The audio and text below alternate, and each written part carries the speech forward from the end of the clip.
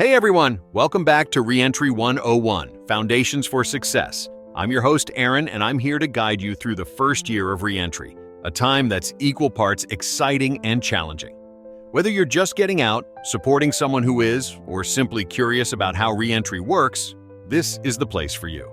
There's a quote I love that really sets the tone for today's episode.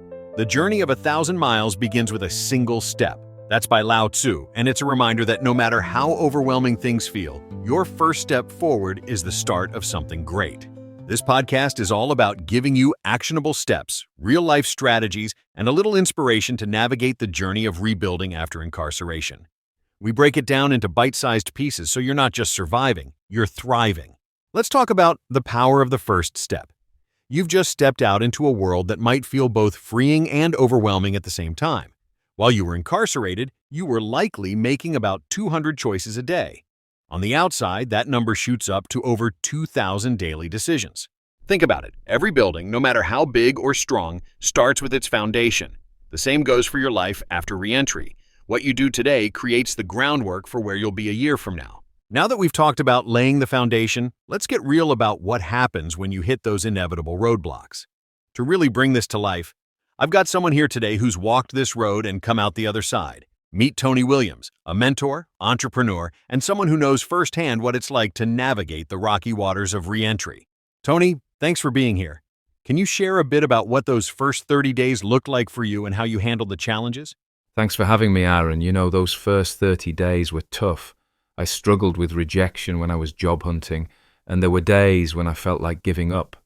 But I learned that persistence is key. I started small, doing odd jobs, volunteering and networking.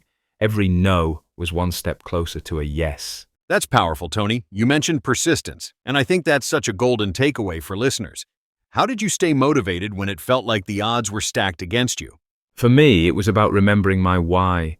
I wanted a better life, not just for myself, but for the people I cared about.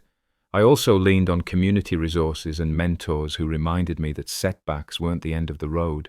They were just lessons in disguise. And that's a wrap for today's episode of Reentry 101. We've covered a lot of ground, from laying a strong foundation in those first 30 days, to tackling challenges head-on, to building the support system that will carry you forward. I want to give a huge thanks to our guest, Tony Williams, for sharing his wisdom and experience. Tony, your story is a reminder that resilience and community can turn even the toughest situations into stepping stones. Thanks for having me, Aaron. And to everyone listening, remember, you're not alone in this. Keep going, one step at a time.